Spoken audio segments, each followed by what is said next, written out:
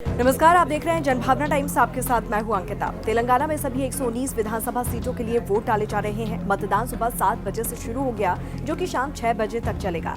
इस बार 2290 उम्मीदवार चुनावी मैदान में उतरे हैं। 119 सदस्यों वाली विधानसभा चुनाव में बीआरएस को कांग्रेस और बीजेपी से कड़ी टक्कर मिल रही है। ऐसे में अब तक अजय मानी जाने वाली केसीआर क्या इस बार भी जीत की हैट्रिक लगाएगी और सत्ता पर काबिज होगी? ये तो 3 दिसंबर को जब नतीजे आएंगे उससे साफ हो जाएगा कि जनता आखिर क्या फैसला सुनाती है। लेकिन इस बार केसीआर ट्रायंगल फाइट में फंसी नजर आ रही है। केसीआर पहली बार पार्टी के नए नाम बीआरएस के साथ चुनावी मैदान में उतरी है, तो देखना होगा कि नया नाम क्या पार्टी के लिए लकी साबित होगा। 2014 में तेलंगाना राज्य का गठन हुआ था और उसके बाद 2 बार चुनाव हुए और दोनों चुनावों में केसीआर की तेलंगाना राष्ट्र समिति टीआरएस ने बहुमत हासिल किया और केसीआर तेलंगाना के पहले मुख्यमंत्री बने। लेकिन 2018 में हुए दूसरे विधानसभा चुनाव में तो टीआरएस को दूसरे विपक्षी दलों ने टक्कर दी। 2022 में के चंद्रशेखर राव अपनी पार्टी टीआरएस का नाम बदलकर उन्होंने भारत राष्ट्र समिति कर दिया। हालांकि पार्टी का चुनाव चिन्ह पुराना ही है। 2014 में हीरो बनकर उभरे केसीआर की साख इस बार दांव पर लगी हुई है। केसीआर ने 2001 में तेलंगाना राष्ट्र समिति बनाई थी और इसके बाद से उन्होंने अलग राज्य की मांग को लेकर राजनीतिक आंदोलन किया। इसके बाद 2009 में केंद्र सरकार ने तेलंगाना के निर्माण की सैद्धांतिक सहमति दे दी, लेकिन चंद्रबाबू नायडू की तेलुगु देशम पार्टी ने आंध्र प्रदेश के बंटवारे का विरोध किया। हालांकि 3 अक्टूबर 2013 को मनमोहन सिंह की यूपीए 2 की सरकार ने तेलंगाना के गठन पर मुहर लगा दी और इसके बाद अप्रैल 2014 में तेलंगाना और आंध्र प्रदेश में एक साथ चुनाव करवाए गए।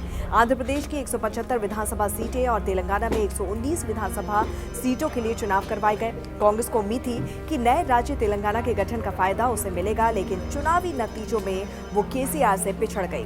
टीआरएस को 13.68% वोट के साथ 63 सीटें मिली, जबकि कांग्रेस के खाते में महज 21 सीटें आई। राज्य के बंटवारे से नाराज आंध्र प्रदेश के वोटर्स ने कांग्रेस का सूपड़ा ही साफ कर दिया।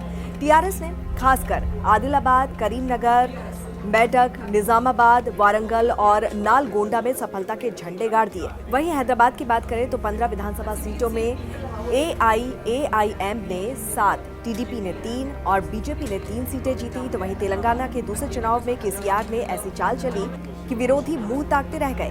दरअसल पहली सरकार का कार्यकाल अप्रैल 2019 में पूरा होना था, लेकिन केसीआर ने 8 महीने पहले ही विधानसभा भंग करने की सिफारिश कर दी। दूसरी बार तेलंगाना विधानसभा के लिए चुनाव कराने पड़े। केसीआर ने विपक्ष को चुनाव की तैयारी करने तक का मौका नहीं दिया और केसीआर अपनी तमाम योजनाओं को लेकर चुनावी मैदान में कूद पड़ी। उनकी ये रणनीति कामयाब भी रही। 2018 के विधानसभा चुनाव में केसीआर की टीआरएस को बम्पर सीटें मिली और 88 विधानसभा सीटें हासिल कर केसीआर ने दूसरी बार सरकार बनाई, जबकि एआईएआईएम को छोड़ सभी विपक्षी दलों को भारी नुकसान उठाना पड़ा। यहाँ पर कांग्रेस को 19, बीजेपी को 1, लेफ्ट पार्टी को 1 और तेलुगु देशम को सिर्फ 2 सीटें मिली। केसीआर को 2014 के मुकाबले 25 सीटों का फायदा हुआ। केसीआर को 46.87% वोट मिले, तो वहीं विपक्षी कांग्रेस को 28.4% और बीजेपी को 6.9% वोट हासिल हुए। खम्मम और हैदराबाद के अलावा अन्य सभी जिलों में तेलंगाना राष्ट्र समिति के उम्मीदवारों ने बढ़त बनाई। बीजेपी को सिर्फ 1 सीट गोश महल से संतोष करना पड़ा और टी राजा सिंह ने जीत हासिल कर बीजेपी की लाज यहां पर बचाई। तेलुगु देशम भी तेलंगाना में 2 सीटें जीतकर अपनी उपस्थिति ही दर्ज करा सकी है, लेकिन इस बार केसीआर को अपने ही गढ़ यानी कि नॉर्थ तेलंगाना में चुनौती मिल रही है। सारी विकास योजनाएं उत्तर में केंद्रित रही और ऐसे में दक्षिण तेलंगाना के लोग सरकार पर भेदभाव का आरोप लगा रहे हैं। इस चुनाव में कांग्रेस और बीजेपी ने उन पर परिवारवाद और करप्शन को लेकर हमला बोला है, तो ऐसे में इस बार केसीआर के लिए राह आसान नजर नहीं आ रही है। इस पर आपकी क्या राय है, जरूर बताइए। जुड़े रहिए जनभावना टाइम्स के साथ। नमस्कार।